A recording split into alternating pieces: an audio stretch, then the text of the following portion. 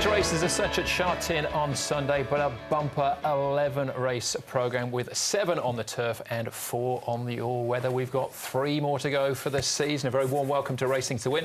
I'm Andrew Lejeune and I'm joined here in the studio by former analyst Paul Alley and race caller Brett Davis as well. Brett, we've got a good mix on the weekend. I say there's no cup races, but the 4th is a really good contest over the 2,000 metres. That it is, Andrew. You know, there's a lot of nice young horses on the way up and a lot of progressive types as as we look forward towards next season, I guess. That 4th race, as you said, there's a number of horses that look, serious types going forward.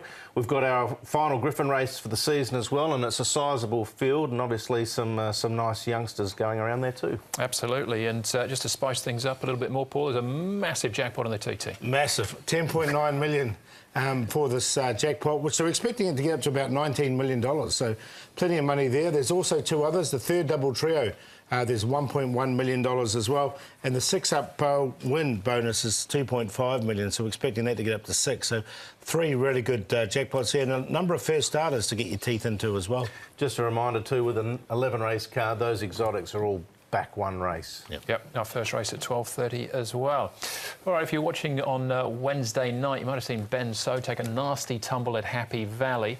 So he'll be sitting out Sunday's programme, lower back complaint, but hopefully Benny's OK. He misses the last 2 meetings as well, so he starts the end of season holiday early. Le Terroir, Keith Young. I was waiting for you to say that again. Jack Wong will ride Precious Sweetie and King Mortar.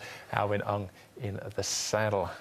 I must get a recording of that before you go. Thanks forever. He's out of the opening event. He would have probably been favourite as well for John Moore. It doesn't go around. He was very impressive on debut.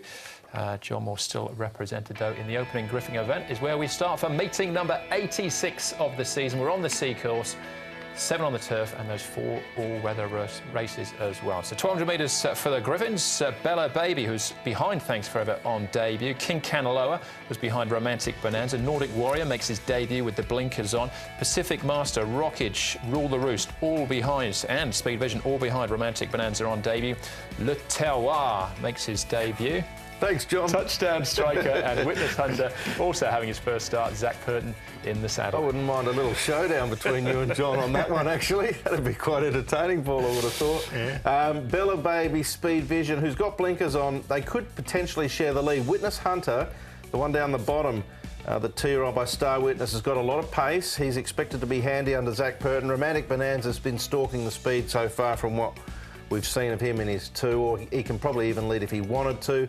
Of the others, Nordic Warrior likely to get back, and Le Terroir, I would probably think might settle towards the rear. Did well there, Brett. Bella Baby, the one against the rail. Now, he's come on since his debut run. He ran 4th, and the cross noseband will go on race day, so he's going nicely enough, and he has improved this horse, Bella Baby.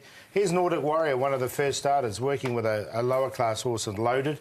Now, he's on the far side, and you just see him just going on a little bit Loaded, just pulling himself up a little bit there to let Nordic Warrior go on, but he's debut. And here's another one of the debut runs. Nice type, this one. Nice flashy chestnut there is Witness Hunter. Zach Purton will take the mount as well for Frankie Law. So he looks quite forward for a good debut run. All right, couple of form references to take in. Starting off with Bella Baby and Touchdown Striker now behind Thanks Forever on debut. They're both wearing up big prices. They did. I didn't like the way Touchdown Striker sort of just, he was semi-eased out of it here, but he just sort of looked very awkward in his action. You can see him there in the pink and black sleeves. The other one, Bella Baby, did make headway.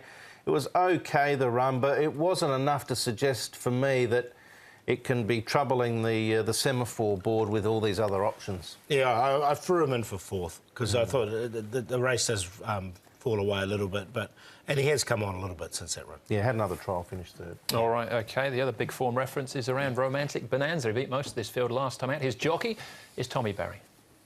Tommy, you won on Romantic Bonanza last time out. Had the blinkers on for the first time. Did they fire him up a bit in the run? Yeah, they did. He's a funny sort of a horse. He doesn't really give you much of a feel in his track work, and he put in sort of one good bit of work leading into that run. And I said to Denny, he's going really well, and Denny said he doesn't look like he's going well because he's very laid back in his work. So them blinkers really switched him on, and he's only a young horse. He's very new, very green, but I think the 1,200 suited him as well, and he's had that bit of time in between runs, which I think is going to help him as well leading into Sunday. Since that run, as you mentioned, he's had a bit of time. You've rode him at the trials. Has he improved since then?